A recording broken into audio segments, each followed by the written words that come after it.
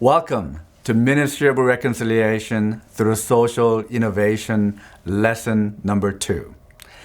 In my humble opinion, the mission of the church is outreach, community outreach.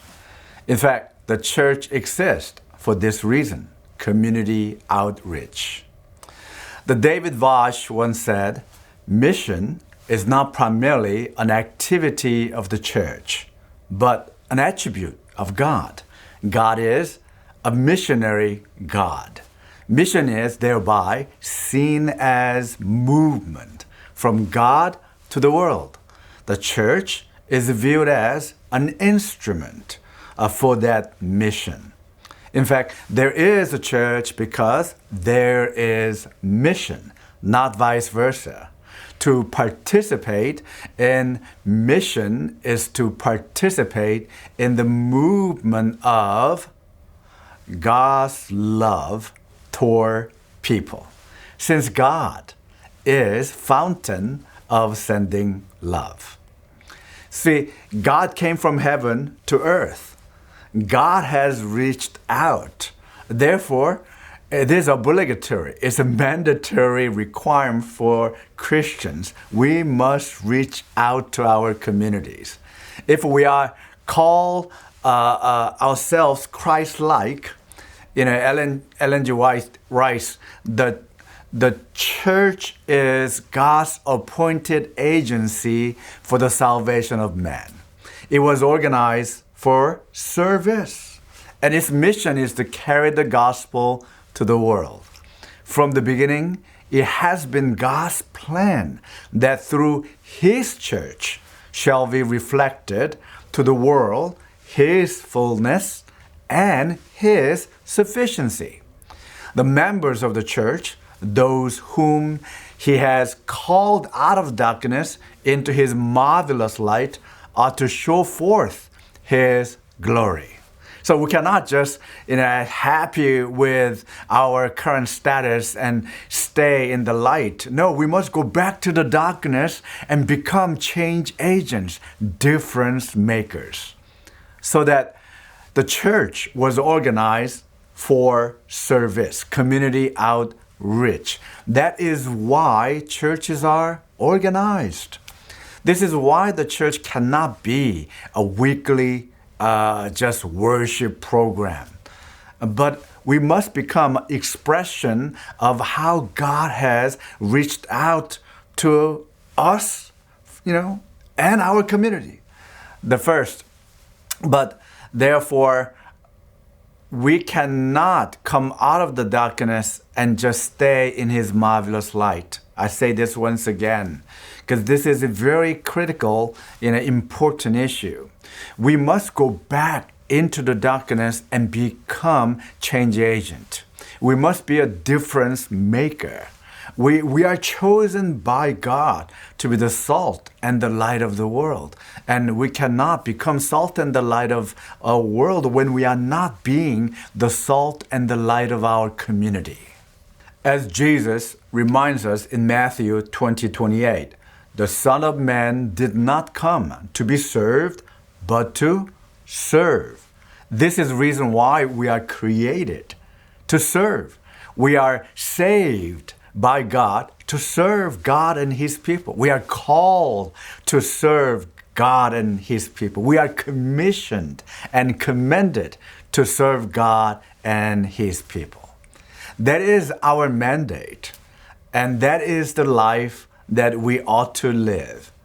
But sometimes, as Antonio Francis once said, the average man does not know what to do with this life, yet wants another one, which will last forever. We don't know what to do with this current life, but we want to go to heaven and live forever. That's why God inspired us with the 3 essential functions of the church to complete its community outreach mission. First, discipleship. Second, taking the good news of salvation to the ends of the world, world mission. And third, transforming our community for the kingdom of God. Yeah, that's it. Discipleship, world mission, and community transformation. The church should be equipping, developing, educating, and enlightening disciples who will become change agents for the kingdom of God, difference makers for the kingdom of God, faithfully, recognizably, and visibly. So taking the three angels' message to the ends of the world, and wherever we are, or whenever we are, as individually, as collectively, as Adventist church body, and all the congregations, and healthcare, and educational institutions, we must transform our surrounding environments, our immediate communities. Our immediate communities must be different from other communities because of our faithful presence of the kingdom of God. We must transform our community people. And we need to become that faithful sign of salvation intentionally. And when we begin to live our lives as God's faithful servants, we will make a difference.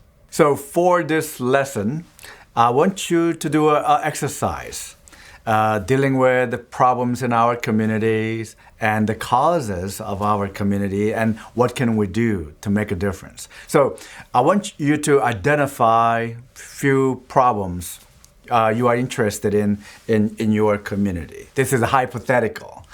So just, use your imagination and thinking of at least three causes that given problem might fall under. Okay, so what you do, you write down the problem.